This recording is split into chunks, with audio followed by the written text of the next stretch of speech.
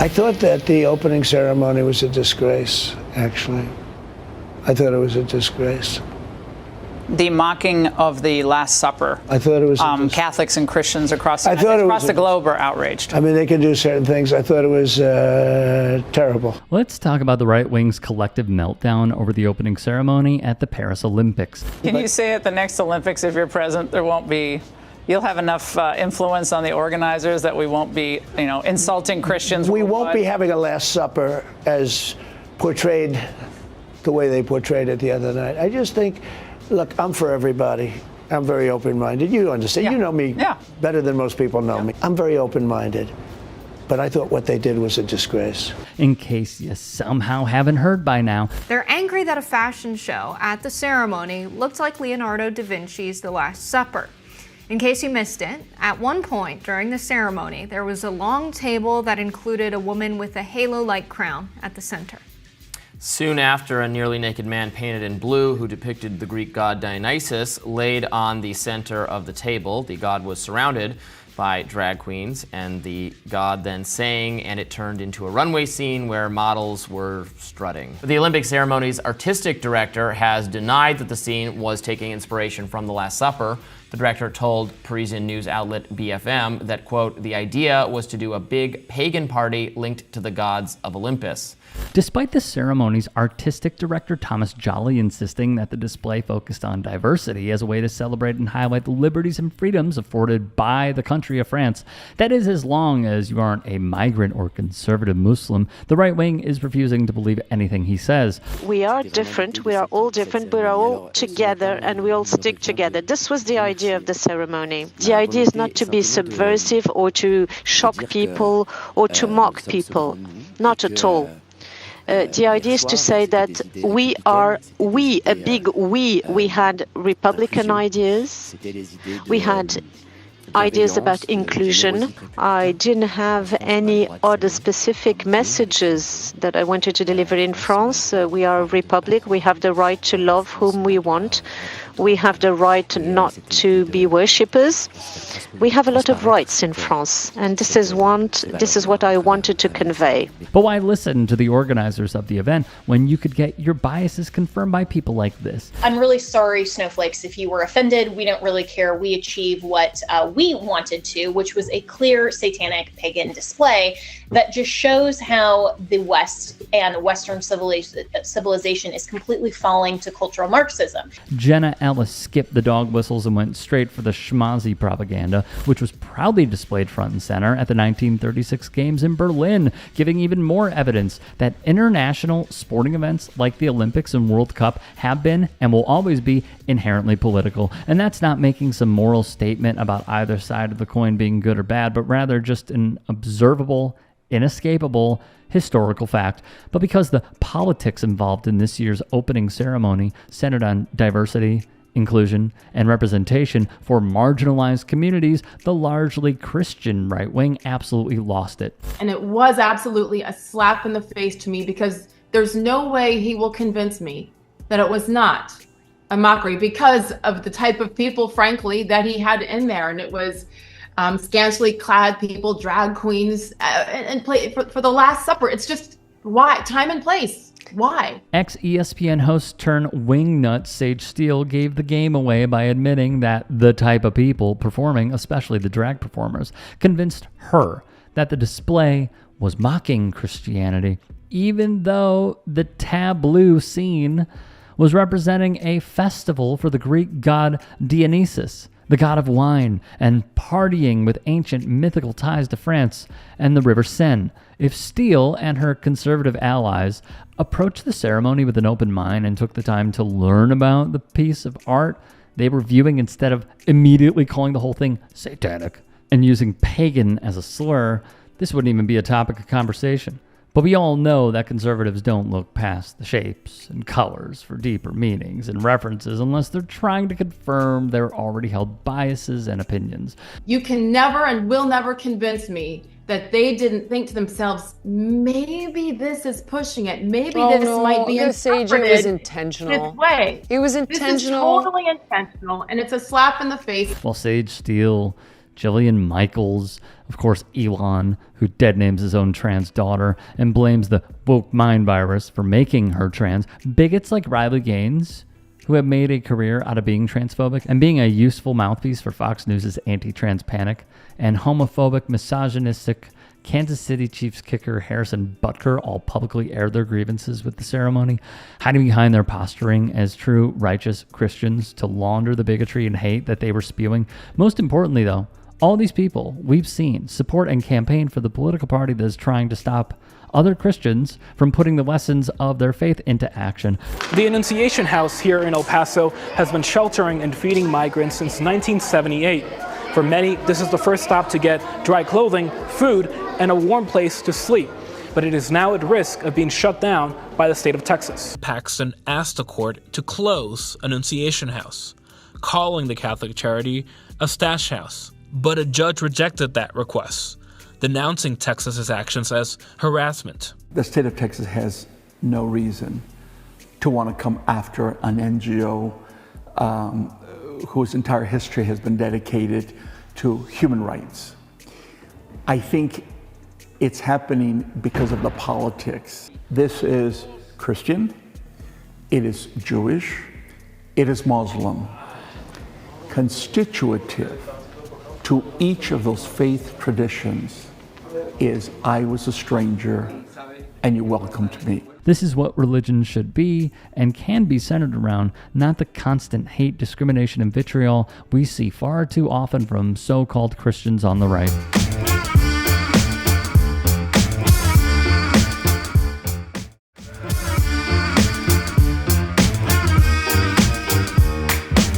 You have pushed false claims about some of your rivals, from Nikki Haley to former President Barack Obama, saying that they were not born in the United States, which is not true. You have told 4 congresswomen of color who were American citizens to go back to where they came from. You have used words like animal and rabid to describe black district attorneys. You've attacked black journalists, calling them a loser, saying the questions that they ask are, quote, stupid and racist. You've had dinner with a white supremacist at your Mar-a-Lago resort. So my question, sir, now that you are asking black supporters to vote for you, why should black voters trust you after you have used language like that? Well, first of all, I don't think I've ever been asked a question in such a horrible manner. First question. You don't even say, hello, how are you? Are you with ABC? Because I think they're a fake news network, a terrible network. And I think it's disgraceful. At the NABJ, former President Donald Trump embarrassed himself to the masses. Donald Trump was in Chicago today. I don't know if you guys know this. He was at the National Association of Black Journalists convention, and it went so much better than you could have imagined. It was so good. I don't know if you watched it. He's on this anti-Kamala, whatever you want to call her. Okay, how do Indian people say it? How do we want to say it? Kamala Ben? I'm saying Kamala Ben. Kamala Ben Harris. As representatives of the black community, how are y'all saying it? Kamala. Okay, that's fair. That's some happy medium. Kamala and Kamala Ben, whatever. He said verbatim. All of a sudden, she's black.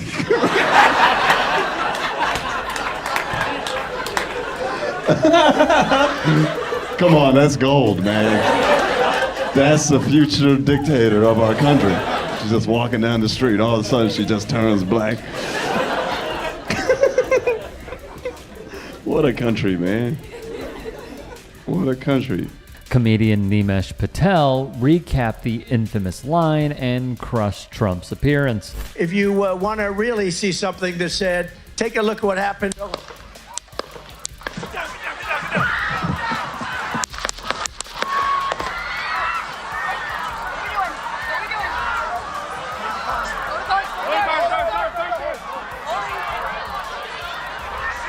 It feels a distant memory, but in the wake of the events at a campaign stop, 20 minutes before it happened, I was in the green room just looking at porn, and you gotta get pumped. And it's breaking news: President Trump got shot at, and I really thought I'd be a better person by now, because my first thought was he missed. Like I've since revised that statement because I know that had he actually been killed, then we would not be here. There would be war. And I'm not ready for that. I need a few more weeks at the gym, and then I'll be ready to fight a bunch of patriots, you know? I'm not ready for that. Thank God he missed, man. Thank God. Patel finally came to his senses. There are a few comments that are out there that I have to ask you about. In 2021, JD said, "We are effectively run by a bunch of childless cat ladies taking aim at government leaders who don't have children." What was your reaction? Well, I mean, I took a moment to look and actually see what he had said and try to understand what the context was and all that, which is something that I really wish people would do a little bit more often. And the reality is, he made a quip in service of making a point that he wanted to make that was substantive, and it had actual meaning. And I just wish sometimes that people would talk about those things, and that we would spend a lot less time just sort of going through this 3-word phrase or that 3-word phrase, because what he was really saying is that it can be really hard to be a parent in this country. And sometimes our policies are designed in a way that make it even harder. And we should be asking ourselves, why is that true? What is it about our leadership and the way that they think about the world that makes it so hard sometimes for parents? And that's the conversation that I really think that we should have, and I understand why he was saying that. Let's be clear, all the things she claims to be concerned with are policies Republicans enact to make our lives more difficult.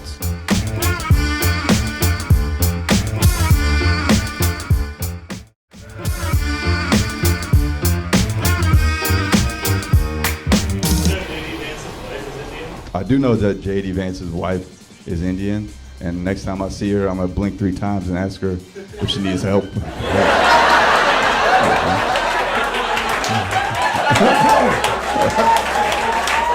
I can't wait to hear Trump pronounce her name. Usha, like the singer.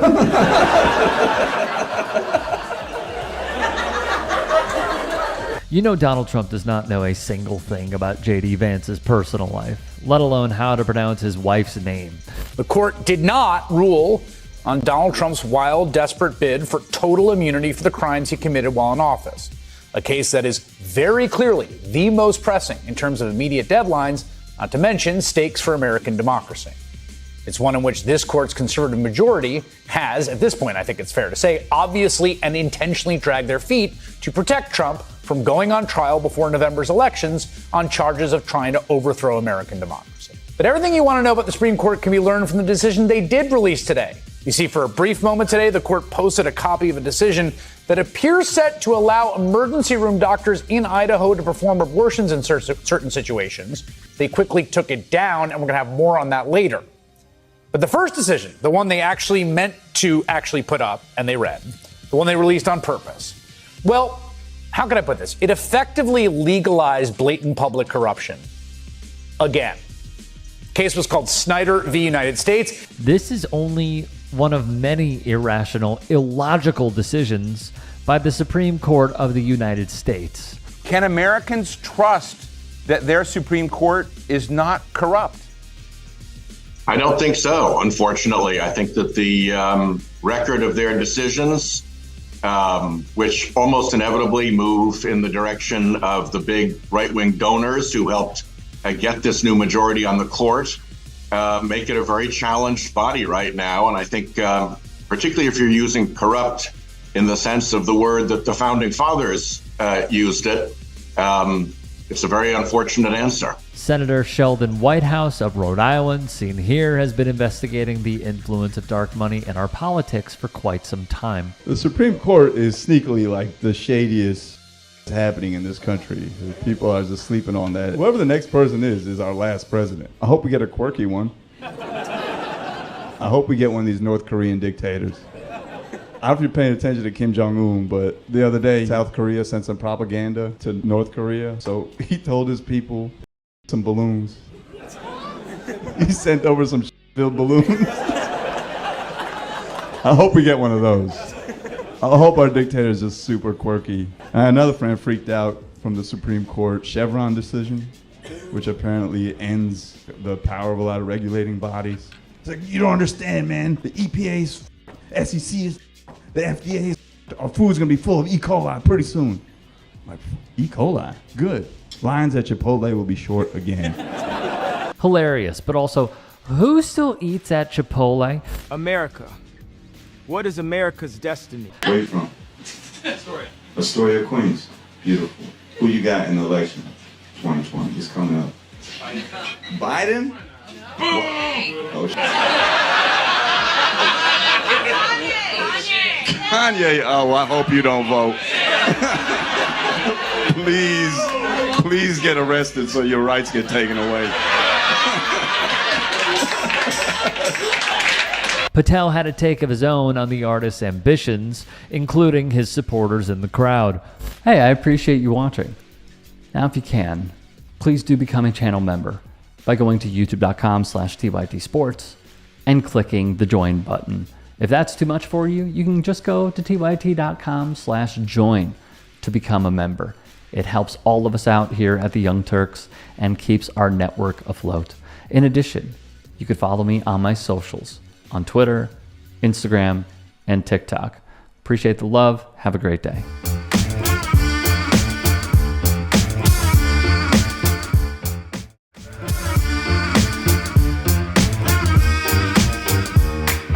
I introduce you all to Bobby George, owner of Town Hall, a restaurant in J.D. Vance's state of Ohio. George was really upset at the opening ceremony and chose to not have his restaurant partake in the Olympics. From there on out, they'd post on IG, "We are protesting the 2024 Paris Olympics. The portrayal of the Last Supper was handled with an irresponsible level of irreverence, insulting the Christian faith. Therefore, we will not be broadcasting the Olympic Games at any of our restaurants." It is quite a tell, isn't it? When folks who say facts don't care about your feelings, the snowflakes, yada, yada, they get upset at nothing. Because as we have gone over, those who put together the ceremony told all of us how this is not what they think it is. You are playing up something that does not exist yet. It would come as no surprise that George is a supporter of Robert F. Kennedy Jr., because of course he is. Furthermore, Mr. George? Yeah. I'd like to explain to you what happened there and how we're going to proceed with the incident with the.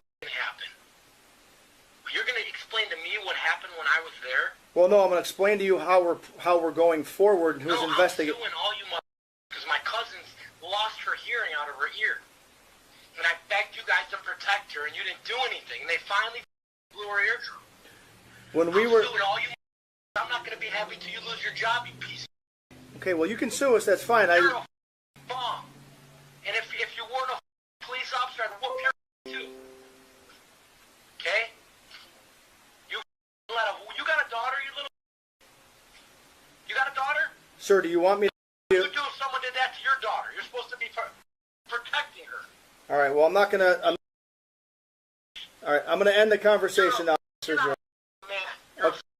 Have a good day, sir. we would learn how George conducts himself on the phone.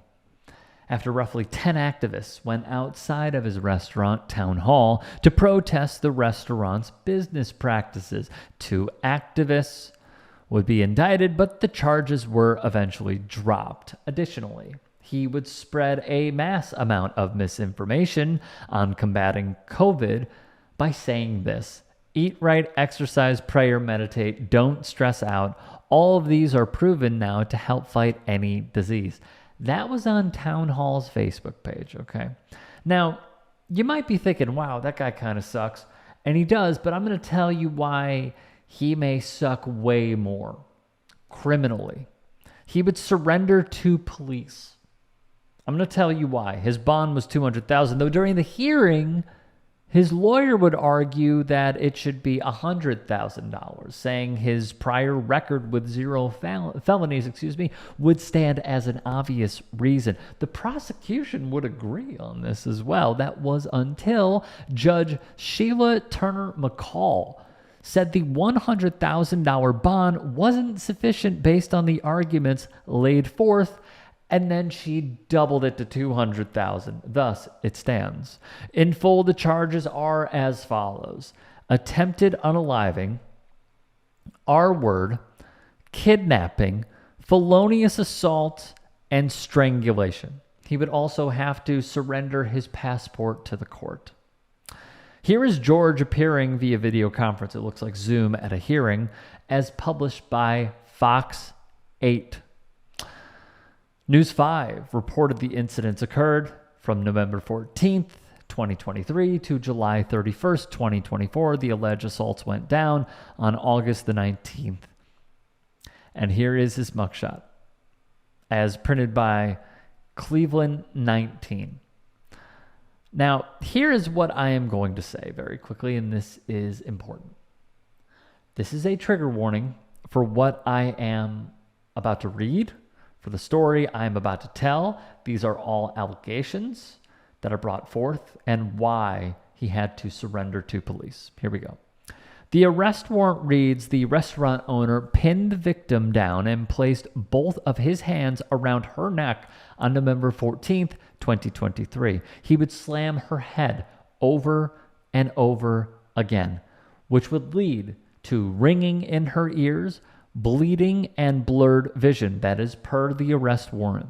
The Akron Beacon Journal would print this: George would allegedly follow a woman out to her automobile, demand she exit it, point a firearm at her through her window, put the firearm to her stomach once she exited said car, and escorted her back inside the home she just fled from. During another incident, the restaurateur allegedly tried to unalive a woman by shoving a towel down the victim's throat and stating, "You think God is going to help you?"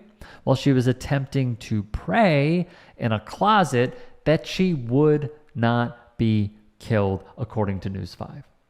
He would then refuse to let her leave the residence and strangled and assaulted her. Then, sometime between May the 1st of 2024 and July 31st of 2024, News 5 would report that George allegedly essayed a woman who had just gotten out of the shower. And on the date of July 27th, he allegedly threw a woman who was trying to leave the residence into a closet. So it cannot be lost on us here, okay, that this man is not only deplorable and a despicable human being for playing into the culture war that the Olympics are insulting the Christian faith when organizers, designers, those who were involved explicitly stated that that is not the case.